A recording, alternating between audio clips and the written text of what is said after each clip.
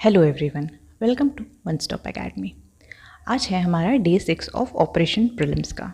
तो आज हम डे 6 स्टार्ट करते हैं पॉलिटी से। एक बहुत इंपॉर्टेंट कॉन्सेप्ट है आर्टिकल 14 का, जिसमें बहुत लोग कंफ्यूज्ड होते हैं, जो कि है equality before law and equal protection of law का। इक्वालिटी बिफोर लॉ का मतलब है कि लॉ के सामने सब लोग इक्वल हैं, कोई भी पर्सन लॉ के ऊपर नहीं है। इसका मतलब ये भी है कि अगर कोई लॉ बना है तो सबके ऊपर इक्वली एप्लीकेबल होगा। इक्वालिटी बिफोर लॉ एक नेगेटिव कंसेप्ट माना जाता है। इसको हमने यूनाइटेड किंगडम से लिया है। नेगेटिव इसलिए माना जाता है क्योंकि ये रिस्ट्रिक्शंस लगाता है एंड प्रिविलेजेस को हटा देता है। यही इक्वल प्रोटेक्शन ऑफ लॉ में अपोजिट होता है। ये एक पॉजिटिव कॉन्सेप्ट है एंड इसे हमने यूएसए से लिया है। ये कहता है कि जो लोग सिमिलर सिचुएशन में हैं उनको सेम या सिमिलर तरह से ही ट्रीट किया जाना चाहिए।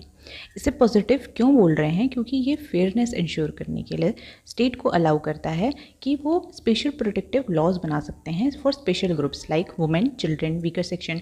जैसे कि वुमेन हो गई, चिल्ड्रन हो गई, इनकी हमारी सोसाइटी में इक्वल स्पेस नहीं थी, इसलिए उनको हम प्रोटेक्टिव लॉ बना करके इक्वल स्पेस में लाने की हेल्प कर सकते हैं। इसी लॉ की कोर फिलॉसफी यही है कि like should be treated like under the law.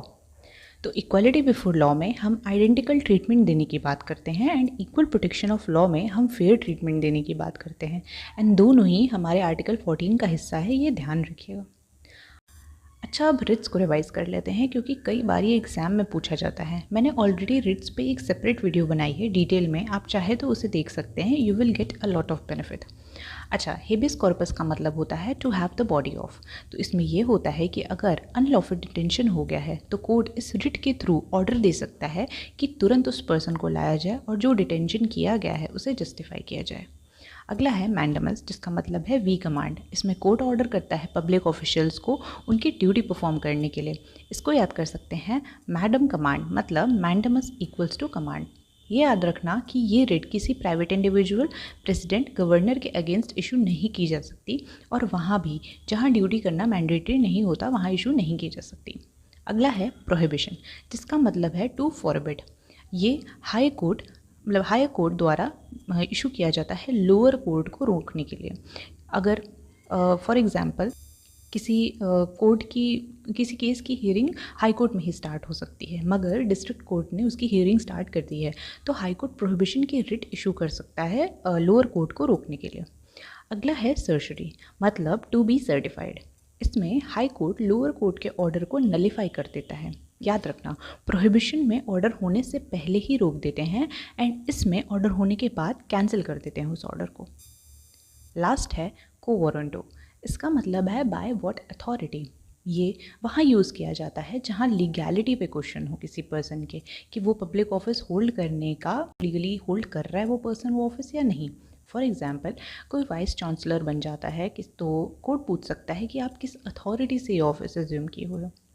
ये जितनी भी चीज़ें हमने पढ़ी, इसी को B.R. अम्बेडकर ने heart and soul of the constitution बोला था। अच्छा, सुप्रीम कोर्ट का जुरिसडिक्शन रिट्स में हाई कोर्ट से कम होता है, ये ध्यान रखिएगा।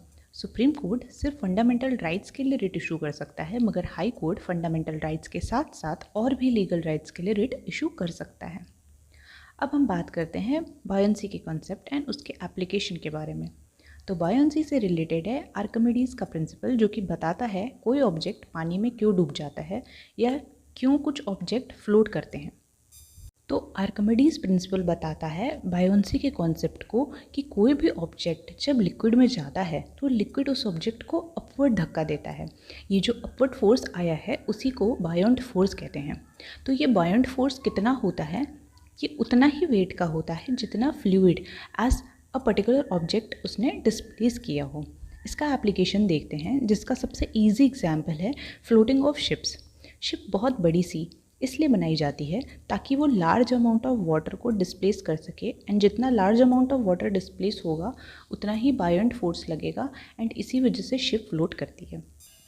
एंड ये भी ध्यान रखना कि शिप रिवर वाटर के कंपैरिजन में सी वाटर में ज़्यादा अच्छे से फ्लोट करेगी, क्योंकि सॉल्ट की वजह से सी वाटर डेंस हो जाता है एंड पानी का वेट जो डिस्प्लेस होता है वो ज़्यादा होता है, एंड इसीलिए सी वाटर में ज़्यादा बायोंट फोर्स रहता है।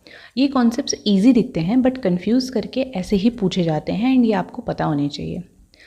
अगला है हमारा ब्रेनॉलीज प्रिंसिपल। ये एक फ्लूइड के बीच में स्पीड एंड प्रेशर के रिलेशनशिप को बताता है।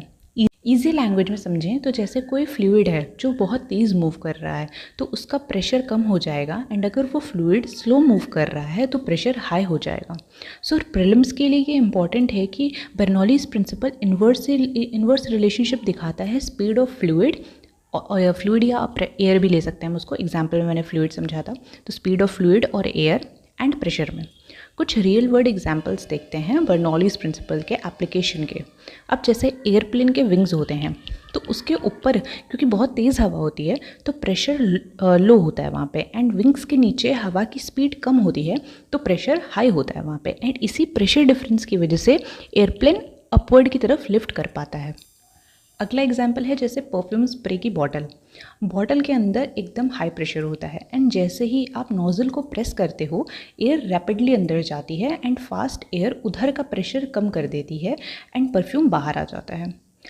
एक और एग्जांपल देख लेते हैं ट्रेन्स का। जैसे दो ट्रेन्स हैं वो आपस में एकदम पास से गुजरती हैं बहुत स्पीड से, तो वहाँ प्रेशर ड्रास्टिकली कम हो जाता है उनके बीच में, एंड बाकी सराउंडिंग जो एरिया होता है उसमें हाई प्रेशर हो जाता है, एंड इसीलिए वो दो ट्रेन आपस में एकदम खींची चली जाती हैं।